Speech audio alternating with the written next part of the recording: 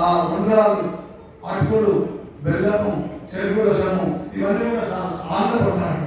అతనికి ఇష్టమైన అటుకులతో కనుక ఈ విధంగా యథాశక్తి మట్టి విగ్రహాలు రెండు పూర్వం మట్టి విగ్రహాలు పెట్టింది. మరి అదే కూడా చెప్తున్నాను, పూర్వం అందరూ కూడా మట్టి విగ్రహాలు పెట్టేది, ఇంట్లో పెట్టినది, వర్షానికి అడిగేది, ఆ ఇంటికి మంచిది, మళ్ళీ ఏదైనా కూరగాయలు పెట్టుకునేది, కూరగాయలు ఇంటి వాళ్ళు తీసుకునేది.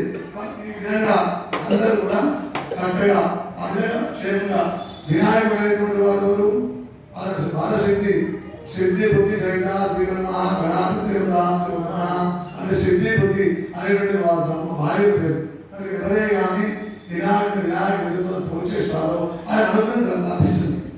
ఎందుకంటే ఒకరోజు సభ జరిగింది, అద్భుతమైన సభ జరిగింది. ఆ సభలో కూడా అందరూ వచ్చారు.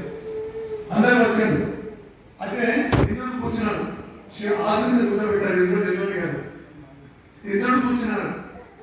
ఇద్దరికి అభిషేకం చేయాలి. వెండి గంగారం పెట్టారు, వెండి చెంబు పెట్టారు. అందరూ కూడా దేవతలందరూ కూడా ఇంద్రుడికి అభిషేకం చేయాలని అయితే ప్రారంభించారు. ఆ చెంబులో నీళ్ళు తీసుకుంటున్నారు, కానీ ఆ చెంబు నీళ్ళ పైకి వస్తుంది, పైకి రావడం లేదు. ఎంతవరకు వస్తుంది, కొంతవరకే వస్తుంది, మళ్ళీ పైకి రావడం లేదు. ఈ విధంగా ఎంత ప్రయత్నం చేసినప్పుడు కూడా ఆ చెంబుల నీళ్ళు పైదానికి వస్తుంది, మళ్ళీ లోపలికి పోతుంది, పైకి వస్తుంది. ఇందులో చిన్నదని అనిపించింది. అభిషేకం చేయాలి, అన్ని నదుల యొక్క జలాలు తీసుకోవాల్సింది, వెండి పాత్రలు పోసేది, బంగారు పాత్ర అక్కడ ఉంది, నీళ్ళు నింపారు, మనసుగా వెండి పాత్ర తీసుకోవాలి, బంగారు చెంబు తీసుకోవాలి, అనేది తీసుకుంటే అభిషేకం చేయాలి. అది నీళ్ళు కానీ ఈ పైదాకా వస్తుంది, మళ్ళీ ఆ చెంబులో పడిపోతుంది. ఎందుకంటే జరుగుతున్నాను, అందరూ దేవతలు ప్రయత్నం చేస్తున్నారు.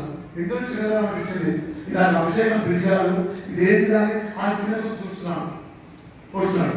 చివరికి అందరు చూసిన ఒక మునీశ్వరుడు లేచాడు. స్వామి, ఒక పొరపాటు జరిగింది అంటారు. ఏం పొరపాటు అంటే ఈ సభలో ఎంతమంది దేవతలు వచ్చారు, అందరూ పిలిచాము, కానీ ఇక్కడ వినాయకుడు పిలవలేదు.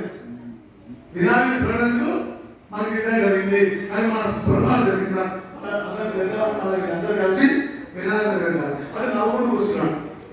స్వామి, మా తప్పును క్షమించు, నేను అందరూ నేను తెలుసుకోలేక ఇదే జరిగినాక నువ్వు ఆ సభకు నువ్వు వచ్చి కూర్చోవాల్సింది అని మన వినాయకుడు స్వామి తీసుకొచ్చి కూర్చోబెట్టినాక ఆయన ఒక్కడే మాట్లాడు, మీరు అభిషేకం కాదు అని అన్నాడు. మన అందరూ వచ్చిన చెంబు ఎలా అభిషేకం చేశారు. చూసినట్టు ఇందులో కూడా ఈ కావేరి నది బయట రావడానికి, ఈ నీళ్ళు కరువు కారణాలు పోవడానికి, 10 మందికి నీరు ఉపయోగం జరగడానికి వినాయకుడు కారణం అదొక పురాణం ఉంది. కానీ ఈ వినాయకుడి పురాణాలు చూడండి, హరిదాసం మనుషులు తెలిసే ఉంటుంది. అది తృతీయ నిన్న ఇక వినాయక చవితి కదా, కొంతమంది హిందీ వాళ్ళు వచ్చారు ఆఫీస్లో, వాళ్ళు మంచిగా కూడా తాగండి. అదే దేవుడు మంచిగా కూడా గుడికి వస్తే మందికి మాది నాసిక్ నామచ్చు, మేము నాసిక్ తీసుకోవాలి, శివలింగ మీద పోయేది అన్నింటి ఉన్నా పోతే ఉపవాసం తీయటం తీర్థం ఇష్టము.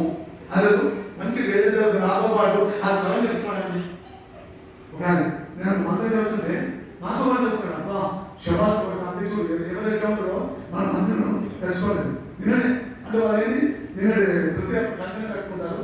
మా మిషన్లు ఎవరైనా ఏముంటారు, ఉప్పుతోనే కొడుకుల బాధాతం చేయాలి.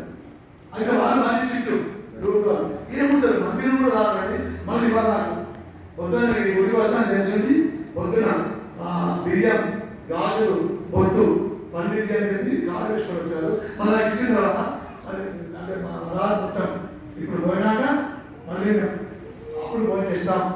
నిన్నటి దాకా అంతే తెచ్చుకుంటారు. 2 రోజులు మనకి సాధ్యం కదా, మంచిది కాకుండా ఉండేవాళ్ళం అంటే